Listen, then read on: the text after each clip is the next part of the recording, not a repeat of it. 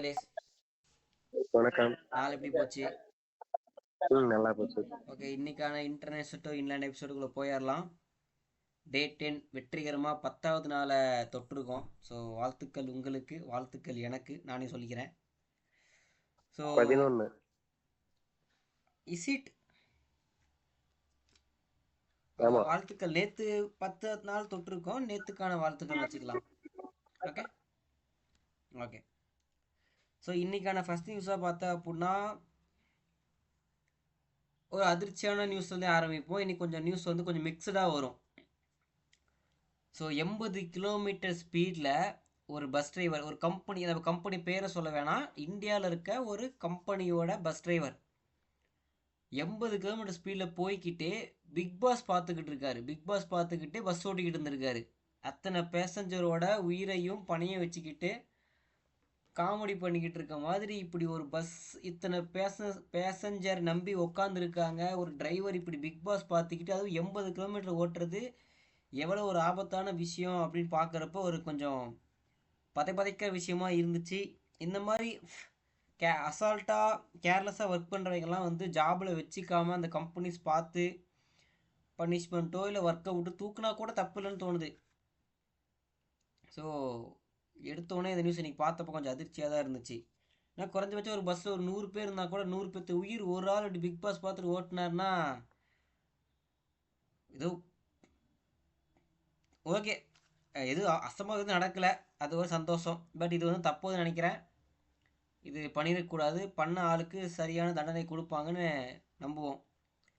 அடுத்து என்ன அப்படின்னா நம்பர் 2, லக்னோ போலீஸ் வந்து பார்த்தீங்கன்னா இந்த மாதிரி ரிலீஜியஸ் பிளேஸ், அதாவது கோயில்களில், சர்ச்சுகளில், மசூதிகளில், இல்லை இந்த மாதிரி எங்கெங்கே ஒரு ரிலீஜியஸான ஸ்பேஸில் ஸ்பீக்கர் வச்சு சவுண்ட் க்ரியேட் பண்ணுறாங்களோ அந்த ஸ்பீக்கர்ஸ் எல்லாம் ரிமூவ் பண்ணியிருக்காங்க லக்னோவில்.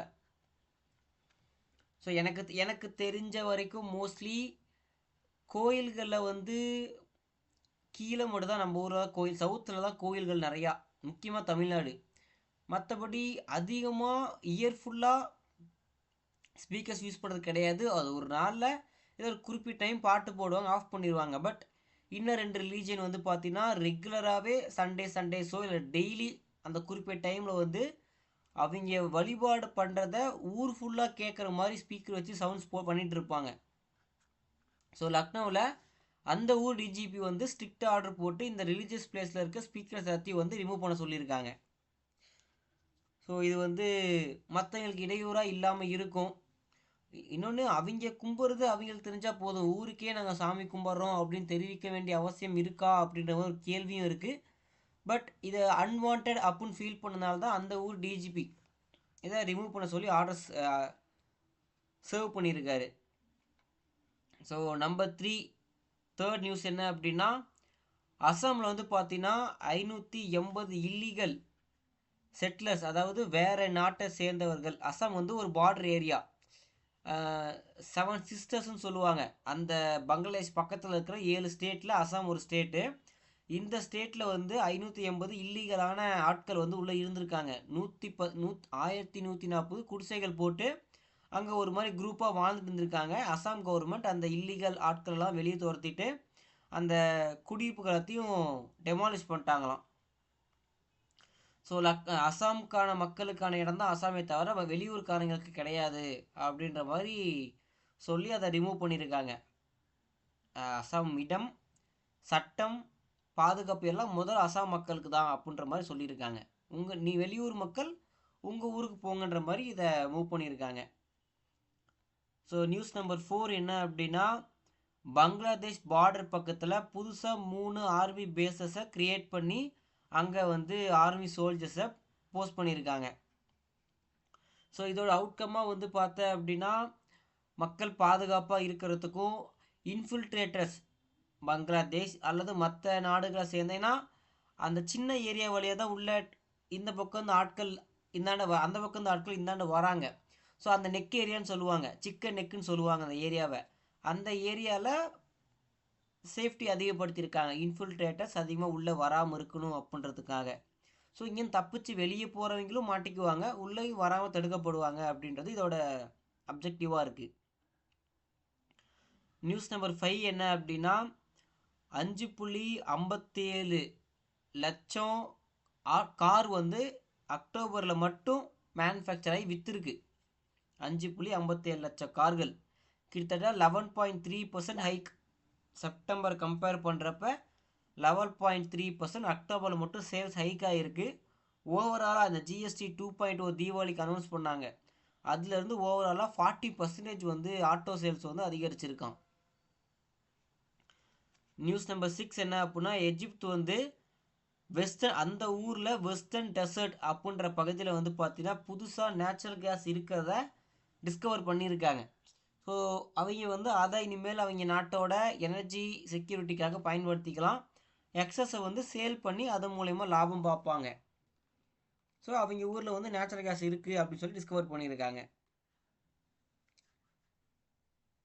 ஸோ நம்ம ஊரில் இந்தியாவில் பார்த்தீங்கன்னா லேட் அப்படின்ற ஒரு ஏரோப்ளேன் கம்பெனி வந்து பார்த்தீங்கன்னா ஹைபிரிட் எலக்ட்ரிக், அதாவது எப்பயும் போல் traditional engine plus electric engine கொண்ட ஸ்டோல் ஏர்க்ராஃப்டை லான்ச் பண்ணி ஒரு மாடல் லான்ச் பண்ணியிருக்காங்க. ஸோ இதுவரை வந்து ப்ராப்பராக ட்ரெடிஷ்னலான ஃபியூவல் யூஸ் பண்ணி மட்டுமே ரன் ஆன ஸ்டேட்டில் ஹைப்ரிட் வந்து இன்றைக்கி ஒரு மாடல் வந்து லான்ச் பண்ணியிருக்காங்க லேட் ஏரோஸ்பேஸ் அப்படின்ற கம்பெனி. அடுத்து வந்து பார்த்திங்கன்னா இந்தியா வந்து மொத்தமாக சர்க்கரை ஏற்றுமதியில் பல ரூல்ஸ் அண்ட் ரெகுலேஷன் வச்சுருந்தாலும் கரும்பை புழிஞ்சு தான் சர்க்கரை ரெடி பண்ணுறாங்க. ஸோ அந்த கரும்போட மிச்சம் வந்து பார்த்திங்கன்னா மொலாசஸ் அப்படின்னு சொல்லுவாங்க, அதையும் ஏற்றுமதி பண்ணுறாங்க. ஸோ அதில் ஏற்றுமதி பண்ணுறதுல டேக்ஸ் வரி போட்டிருந்தாங்க, அந்த எக்ஸ்போர்ட் டியூட்டின்னு சொல்லுவாங்க. அந்த எக்ஸ்போர்ட் டியூட்டியை 50% குறைச்சிருக்காங்க. அடுத்த நியூஸ் பார்த்தோம் அப்படின்னா அசாமோட first technological and vocational university, அதுக்கு வந்து ஃபினான்ஸ் மினிஸ்டர் நிர்மலா சீதாராமன் அடிக்கல் நாட்டியிருக்காங்க இன்னைக்கு. So tech and vocational university இப்போ தான் ஃபஸ்ட்டு அசாமில் உருவாக்கப்படுது. அதுக்கு நிர்மலா சீதாராமன் அவங்க வந்து அடிக்கல் நட்டிருக்காங்க. அடுத்த நியூஸ் என்ன அப்படின்னா அகமதாபாத் தான் இந்த வருஷம் T20 கிரிக்கெட் வேர்ல்டு கப் வந்து பார்த்தீங்கன்னா 2026 அகமதாபாத் தான் ஃபஸ்ட்டு மேட்சையும் கடைசி ஃபைனல் மேட்சையும் அகமதாபாத்தில் நடக்க போகிறதா அறிவிச்சிருக்காங்க. T20 கிரிக்கெட் வேர்ல்டு கப்போட 2026 அந்த வருஷத்தில் நடக்கக்கூடிய மேட்ச். ஸோ இப்போ இன்டர்நேஷ்னல் ஆடியன்ஸ் உள்ளே வரப்போ அதுக்கேற்ற மாதிரி ஹோட்டல்ஸில் ஸ்டே பண்ணுவாங்க, லோக்கலில் ஃபுட் எடுத்துப்பாங்க. வரதும் வரும், கிரிக்கெட் மட்டும் பார்க்காம ஒரு நாள் 2 நாள் எக்ஸ்ட்ரா ஸ்டே பண்ணி சுற்றி பார்ப்பாங்க. நம்ம ஊர் ஏர்லைன்ஸை டிக்கெட்ஸ் புக் பண்ணுவாங்க. ஸோ இந்த மாதிரி இதன் மூலிமா ஒரு இன்டர்நேஷ்னல் குளோபல் கேம்ஸ் வந்து நம்ம நடத்துகிறப்ப இவ்வளவு அட்வான்டேஜ், செலவுகள் ஒரு பக்கம் இருந்தாலும் அட்வான்டேஜ் இவ்வளோ இருக்குது. வர பிளேயர்ஸ்க்கு நம்ம செலவு பண்ண போகிறோம், பட் மேட்ச் பார்க்க வர தனிப்பட்ட நபர்கள் வந்து நம்ம ஊரில் செலவு பண்ணுவாங்க. சுற்றி பார்க்குறது, டூரிசம், ஸ்டே, சாப்பாடு, அந்த மாதிரி விஷயங்கள்லாம் இங்கே ஸ்பெண்ட் பண்ணுவாங்க. டிரான்ஸ்போர்ட் இருக்குல்ல நடுவில், லாஜிஸ்டிக்ஸ், அதுக்கெலாம் இங்கே ஸ்பெண்ட் பண்ணுறப்ப இது மூலிமா எக்கனாமி ஒரு 0.% வந்து கொஞ்சம் க்ரோ ஆகும் அவங்க மூலயமா. இவங்க போயிட்டு அவங்க ஊரில் நாங்கள் இந்த மாதிரி இந்தியாவில் போனோம் பார்த்தோன்னு சொல்கிறப்ப நெக்ஸ்ட் டைம் அவங்க சொந்தங்கள் யாராச்சும் ஃப்ரெண்ட்ஸ் யாராச்சும் இந்தியாவுக்கு போக ஆசைப்பட்டு அவங்களும் வரலாம். ஒரு மார்க்கெட்டிங் ஸ்ட்ராட்டஜி தான் இந்த மாதிரி குளோபல் கேம்ஸை நம்ம நடத்துகிறப்ப நமக்கு இது ஒரு மார்க்கெட்டிங் ஸ்ட்ராட்டஜி. ஸோ அடுத்த நியூஸ் என்ன அப்படின்னா சுப்ரீம் கோர்ட் வந்து சொல்லியிருக்காங்க கிரிப்டோவை ரெகுலேட் பண்ணுமே தவிர பேன் பண்ணக்கூடாது இந்தியா அப்படின்னு சொல்லி சுப்ரீம் கோர்ட் சொல்லியிருக்காங்க. ஸோ ஒரு காலத்தில் பிட்காயின் வாங்கினா ஜெயில் ப்ளஸ் 10 லட்ச ரூபா ஃபைன் அப்படின்ற ஸ்டேட்டில் இருந்தது போக இன்றைக்கி பேன் பண்ணக்கூடாது, அதை லீகலாக ரெகுலேட் தான் பண்ணணும், அதுதான் முறை அப்படின்னு, அதுதான் சரின்னு சுப்ரீம் கோர்ட் சொல்லியிருக்காங்க. நெக்ஸ்ட் நியூஸ் என்ன அப்படின்னா Tata semiconductor assembly and testing facility வந்து பார்த்தீங்கன்னா அசாமில் கிட்டத்தட்ட கொஞ்சம் வேலைகளை ஸ்டார்ட் பண்ணி பாதி வேலைகள் பக்கமாக நிறுவியிருக்காங்க. அதோட ப்ராக்ரஸ் போய்கிட்டு இருக்கு. அடுத்த நியூஸ் என்ன அப்படின்னா சென்னை சம்மந்தமாக CMRL Chennai metro railway limited அப்படின்ற இந்த கம்பெனி வந்து அந்த அண்டர் கிரவுண்ட் டனல் ஃபேஸ் ஒனுக்கான அண்டர் கிரவுண்ட் டனலை சின்ன சின்ன கிராக்ஸ் இருக்கிறதா ஃபைன் பண்ணியிருக்காங்க. அதை சீக்கிரமே சரி பண்ணி நீண்ட கால வலிமையை அந்த டனல்ஸ்க்கு ஆட் பண்ணுறதுக்கான வழிமுறைகளை பார்த்துக்கிட்டு இருக்கிறதாவும் அறிவிச்சிருக்காங்க. நெக்ஸ்ட் நியூஸ் என்ன அப்படின்னா, மெட்ரோ ஸ்டேஷனில் ட்ரெயின்லேருந்து இறங்குற ஆட்கள் டைரெக்டாக அங்கேருந்து வீட்டுக்கே போகிற மாதிரி எம்டிசி அப்படின்னு சொல்லி பஸ்ஸஸ் லான்ச் பண்ணியிருக்காங்க. 11 ஸ்டேஷனுக்கு மைக்ரோ பஸ்ஸஸ் அப்படின்னு 11 ஸ்டேஷன்ஸ்க்கு அறிவிச்சிருக்காங்க. 220 எலக்ட்ரிக் மைக்ரோ பஸ்ஸஸ் வந்து ரெடி பண்ணுறாங்களாம். ஃபேஸ் 1ல் 11 ஸ்டேஷனும் ஃபேஸ் 2ல் வந்து பார்த்தா அப்படின்னா மீதி ஒரு 30 ஸ்டேஷன்ஸ்க்கு அலாட் பண்ணுவாங்க. ஒரு 5 நிமிஷத்துக்கு ஒருக்காவும் ஒரு பஸ் இருக்க மாதிரி அதை அலைன் பண்ணலான்னு பிளான் பண்ணியிருக்காங்களாம். டைமிங்ஸை வந்து பார்த்தீங்கன்னா ஆப் மூலயமா, ஒரு ஃபோன் ஆப் மூலயமா பார்த்துக்கலாம். எப்போ பஸ் வரும், எப்போ போயிருக்கு, எங்கே இருக்குன்ற மாதிரி டீட்டெயில்ஸை ஃபோன் மூலயமா ட்ராக் பண்ணிக்கலாம்னு சொல்லியிருக்காங்க. ஸோ நெக்ஸ்ட்டு வந்து ஒரு சூப்பர் நியூஸ் என்ன அப்படின்னா, பிரிக்ஸ்ன்னு சொல்லி ஒரு அமைப்பு இருக்குது. அதாவது Brazil, Russia, India, China, South Africa, ஸ்பெயினா, சவுத் ஆஃப்ரிக்காவா, எஸ் மட்டும் தெரில. பிரிக்ஸில் எஸ்ஸுக்கு மட்டும் என்ன நாடு அப்படின்னு தெரில. இது ஒரு பெரிய அமைப்பு. இது வந்து வெஸ்டர்ன் நேட்டோன்னு சொல்லி ஒரு இது இருக்குது. அமெரிக்காவோட தலைமையில் நிறைய உலக நாடுகள் சேர்ந்துருப்பாங்க. அந்த மாதிரி வெஸ்டர்ன் குரூப்ஸுக்கு அப்போஸ் பண்ணுற மாதிரி, அதாவது இவங்க ஈஸ்ட் சைடு இருக்க ஒரு குரூப்னு வச்சுக்கோங்க. வெஸ்ட் சைடு ஒரு ஸ்ட்ராங்கான குரூப் இருக்குது. அதை பேலன்ஸ் பண்ணுறதுக்காக ஈஸ்ட் சைடு பிரிக்ஸ் அப்படின்னு இவங்க ஒரு குரூப் வச்சுருக்காங்க. ஸோ இந்த குரூப் வந்து பார்த்திங்கன்னா, இந்த குரூப்புக்கு 2026 ஜனவரியிலேருந்து இந்தியா தான் பிரசிடென்சியாக தாங்க போகிறாங்க. ஸோ மொத்தமாக இந்த ப்ரோக்ராமை இந்தியா வந்து ஜனவரி 2026 பிரசிடென்சி லீடர்ஷிப்பை ஹோல்டு பண்ணுற போகிறத 60 சிட்டிஸில் வந்து செலிப்ரேட் பண்ண போகிறாங்க. இந்தியா ஃபுல்லாக 60 சிட்டிஸில் வந்து பிரம்மாண்டமான முறையில் கொண்டாடப்பட போகிறது அப்படின்னு அறிவிச்சிருக்காங்க.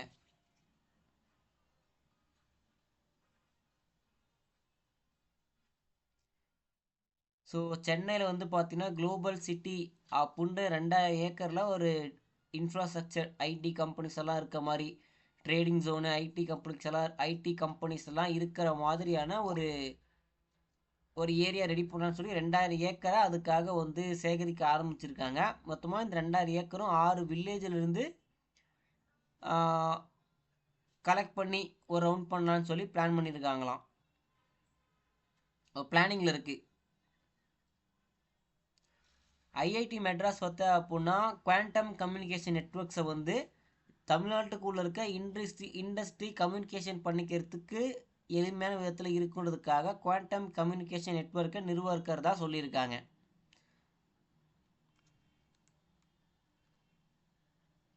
ஸோ அடுத்த நியூஸ் என்ன அப்படின்னா, ஹைவேஸில் இதுவரை மனுஷங்க மட்டும் ட்ராவல் பண்ணிட்டு இருந்தாங்க. இப்போ ரீசெண்டாக கட்டப்படக்கூடிய ஹைவேஸில் வந்து பார்த்தீங்கன்னா மிருகங்களும் இந்தாண்டு அந்தாண்ட பாதுகாப்பாக டிரான்ஸ்ஃபர் ஆகிற மாதிரியான ஸ்பேசஸை அங்கே க்ரியேட் பண்ணியிருக்காங்களாம்.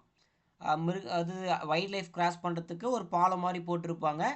மக்களும் வைல்ட் லைஃப்பும் எந்த விதத்தையும் சந்திச்சிக்காமல் 2 பேரும் சேஃபாக ட்ராவல் பண்ணுற மாதிரி சூழல் அமைச்சிருக்காங்க. என்ஹெச்ஏ வந்து பார்த்தா அப்படின்னா கூகுள் மேப்ஸ் கூட பார்ட்னர்ஷிப் பண்ணியிருக்காங்க. ஸோ நீ ஹைவேல போகிறப்ப அதாவது என்ஹெச்ஏ கொடுக்கக்கூடிய அம்யூனிட்டிஸ் எங்கெங்கெல்லாம் அவைலபிளாக இருக்குது அப்படின்ற டேட்டாவும் இந்த ஆப்பில் இனிமேல் வரக்கூடிய நாட்களில் கூகுள் ஆப்பில் காட்டும் அப்படின்னு சொல்லியிருக்காங்க. இது ஒரு வரவேற்கத்தக்க நியூஸ் தான்.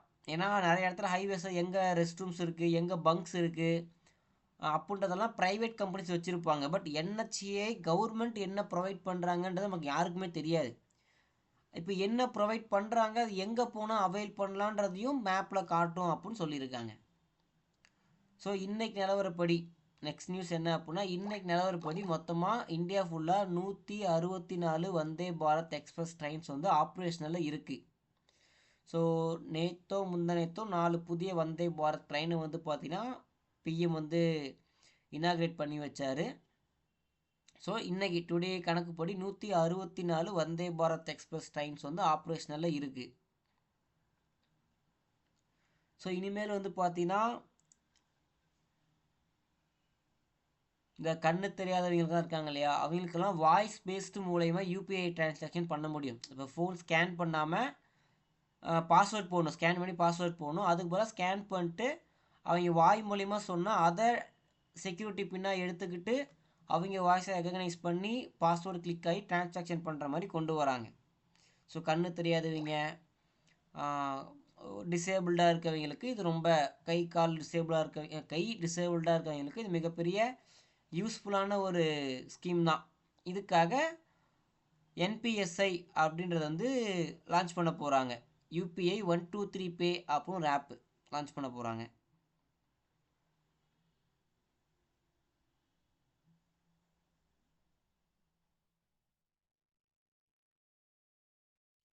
ஸோ இந்தியாவில் சீக்கிரமாகவே ஹைட்ரஜன் பவர்டு வெஹிக்கிள் வந்து கொண்டு வரப்படும் சொல்லி ஒடிஷாவில் நிதின் கட்கரி சொல்லியிருக்கார். So hydrogen power based vehicle வந்து ஒரு முக்கியமான டாபிக். ஏன் அப்படின்னா, இப்போ ஃபியூவல் க்ரூட் ஆயில் வாங்கி ஒரு நாட்டிலேருந்து வாங்கணும், ஆனால் நம்ம நாட்டில் என்ன கண்டுபிடிக்கல இருக்குன்னு சொல்லிக்கிட்டு இருக்காங்க. க்ரூட் ஆயிலை ஒரு நாட்டிலேருந்து வாங்கி அதை ப்ராசஸ் பண்ணி பெட்ரோலாக மாற்றி அதை அங்கேருந்து எல்லா ஸ்டேட்டுக்கும் சப்ளை பண்ணி அதை அந்த குரூப் ஆஃப் அசோசியேஷன்ஸ் வாங்கி அதுக்கப்புறம் மக்களுக்கு விநியோகம் பண்ணணும்.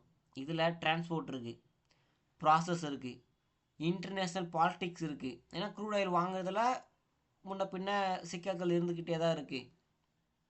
ப்ரைஸிங் இருக்குது. ஸோ ஒரு ஸ்டேஜ் மாறுறப்ப ப்ரைஸிங் ஏறிக்கிட்டே போகுது. இது ஒரு பெரிய ப்ராசஸ், நிறைய ஸ்டேஜஸ் இருக்க ப்ராசஸ். ஆனால் ஹைட்ரஜன் பவர்டு வெஹிக்கிளாக வந்துருச்சு அப்படின்னா இன்வென்ட் பண்ணிட்டாங்க நிறைய பேர். ஹைட்ரஜன் பேஸில் தண்ணியை ஊற்றி கார் ஓட முடியும், தண்ணியை ஊற்றி டூ வீலர் ரன் பண்ணுற மாதிரிலாம் நிறையா கொண்டு வந்துட்டாங்க. நிறையா சேஃப்டி ஃபீச்சர்ஸ் அதில் இல்லை. எப்போ வேணால் அது பிளாஸ்ட் ஆகலான்ற மாதிரியான சில ரூமர்ஸ் இருந்ததுனால அது பெருசாக மார்க்கெட்டுக்கு வரல. ஆனால் இப்போ பெரிய பெரிய பிராண்ட்ஸ் கூட ஹைட்ரஜன் பவர்டு வெஹிக்கிளை ஆர்என்டி பண்ணிக்கிட்டு இருக்காங்க. பட் சீக்கிரமாகவே வந்துடும். கவர்மெண்ட் சைட்லேருந்து அஃபீஷியலாக சொல்கிறப்ப ரொம்ப நல்ல விஷயம். ஏன்னா இன்றைக்கி நிலவரப்படி க்ரூட் ஆயில் வாங்க தான் அதிகமாக ஸ்பெண்ட் பண்ணிக்கிட்டு இருக்கோம். மேக்ஸிமம் இந்தியா வெளியே ஒரு நாட்டுக்கு ஒரு பொருள் வாங்க பணம் ஸ்பெண்ட் பண்ணுறாங்க அப்படின்னா அது வந்து க்ரூட் ஆயில் தான் ஃபஸ்ட்டு, நம்பர் 1. இப்போ ஹைட்ரஜன் பவர்டு வெஹிக்கிள்னால் ஹைட்ரஜன் எங்கே இருக்குது? தண்ணியில் இருக்குது. H2O, 2 ஹைட்ரஜனும் ஒரு ஆக்சிஜன் பார்ட்டிகளும் இருக்குது. இதை ஒரு எலக்ட்ரிக்கல் ப்ராசஸ் மூலயமா ஈஸியாக தண்ணியிலிருந்து ஆக்சிஜனை பிரித்து ஹைட்ரஜனை பிரித்து எடுத்துடலாம். பிரிஞ்ச ஆக்சிஜன் வெளியே போயிடும், ஹைட்ரஜனை ஸ்டோர் பண்ணி வைக்க முடியும். இப்படி பண்ணுற ப்ராசஸ் வந்து பார்த்தீங்கன்னா எங்கேயோ நார்த் இந்தியாவில் பண்ணி அங்கே ஒரு யூனிட் அமைச்சு அங்கே நீ கொண்டு வர தேவையில்ல. பங்க் எங்கே இருக்கோ பங்க்லேயே அந்த செட்டப்பை க்ரியேட் பண்ணி தண்ணியை மட்டும் உள்ளே ஊற்றி அந்த ப்ராசஸ் ஸ்டார்ட் பண்ணால் ஒரு பக்கம் ஹைட்ரஜன் ஸ்டோர் ஆகிட்டே இருக்கும். இல்லையா, சேலம்னா சேலத்துக்குள்ளேயே ஒரு 2-3 இடத்துல ஸ்டேஷன்ஸ் அமைச்சு அங்கே ஹைட்ரஜனை வந்து மேனுஃபேக்சர் பண்ணி அதை சேலத்துக்குள்ளே மேனுஃபேக்சர் பண்ணி சேலத்துக்குள்ளேயே டிரான்ஸ்போர்ட் பண்ணுறப்ப நிறைய டிரான்ஸ்போர்ட் மிச்சமாகும். வெளிநாட்டுக்கு நம்ம ஸ்பெண்ட் பண்ணிக்கூட பணம் மிச்சமாகும். ஸோ ஹைட்ரஜன் எரிஞ்சு அது ஹைட்ரஜன் இன்ஜினுக்குள்ள ஃபயர் ஆகி வெளியே வரப்போ அது கூட ஆக்சிஜன் சேரணும். ஸோ ஃபயர் ஆகணும் அப்படின்னா கண்டிப்பாக ஆக்சிஜன் தேவை. ஆக்சிஜன் கூட ரியாக்ட் ஆகிறப்ப ஃபயர் ஆகி வெளியே வரப்போ தண்ணியாக தான் வெளியே வரும். ஸோ இப்போ பெட்ரோல் எரிஞ்சு வெளியே வரப்போ கார்பனாக வெளியே வருது. பட் ஹைட்ரஜன் ஃபியூவலாக எரிஞ்சு பேர்ன் ஆகி வெளியே வரப்போ ஆக்சிஜன் கூட கலக்கிறப்ப தண்ணியாக தான் வெளியே வரும். ஸோ ரோட்டில் வந்து எல்லா வண்டிகளும் தண்ணியை தான் வந்து சிந்திக்கிட்டே போவாங்க சைலன்சர்லேருந்து. ஸோ அது எவாப்ரேட் ஆகிரும். இல்லை அதுக்கு ப்ராப்பராக ரோட் சைட் சேனல்ஸ் அமைச்சா கூட அந்த தண்ணியை வந்து ப்ராப்பராக டெலிவரி பண்ணிடலாம். ஸோ தண்ணியிலேருந்து ஹைட்ரஜனையும் ஆக்சிஜனையும் பிரிச்செடுத்து யூஸ் பண்ணி திருப்பி தண்ணியாகவே மாறிடுது. ஸோ இதில் வந்து பார்த்தீங்கன்னா பொல்யூஷன் ரொம்ப ரொம்ப கம்மி.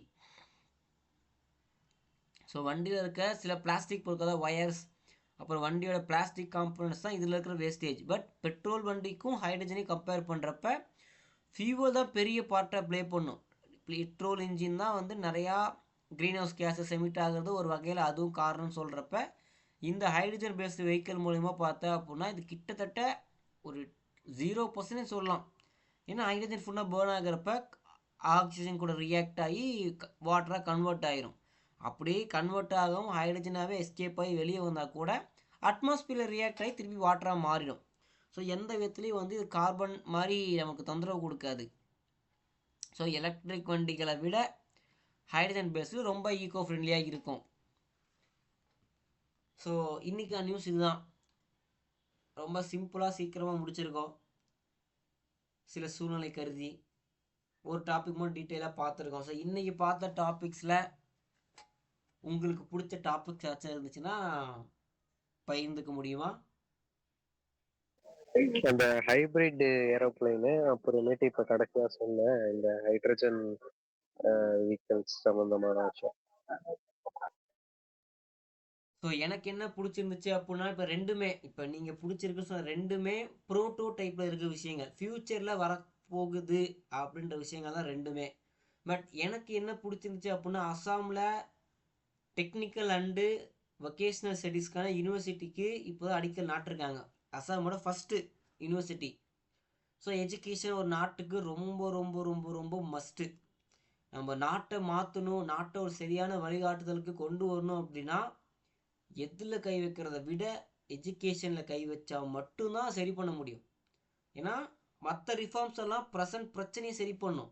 ஆனால் ஃப்யூச்சர் அந்த பிரச்சனை வராமல் இருக்கணும் அப்படின்னா அது எஜுகேஷன் லெவலில் கொண்டு வந்தால் மட்டும்தான் ஃப்யூச்சரில் அதே பிரச்சனை ரிப்பீட் ஆகாமல் தடுக்க முடியும். அதனால் அஸ்ஸாமில் கட்டப்பட்டு இருக்கக்கூடிய டெக்னிக்கல் அண்டு வொகேஷ்னல் யூனிவர்சிட்டி வந்து ரொம்ப எனக்கு பிடிச்சிருந்துச்சு. ரெண்டாவது, இந்த இந்தியாவோட சிக்கன் நெக் அப்படின்னு சொல்லக்கூடிய பகுதியில் புதுசாக ஆர்மி பேஸஸை இன்ஸ்டால் பண்ணி அங்கே வந்து சோல்ஜர்ஸை நிறுத்தி அங்கே பாதுகாப்பை பலப்படுத்துறது இன்றைக்கி நிலவரப்படி நம்ம மக்களை பாதுகாக்கிறதுக்கான ஒரு முக்கியமான ஒரு மூவாக நான் பார்க்குறேன். ஸோ எனக்கு இது இந்த 2 நியூஸும் பிடிச்சிருந்துச்சு.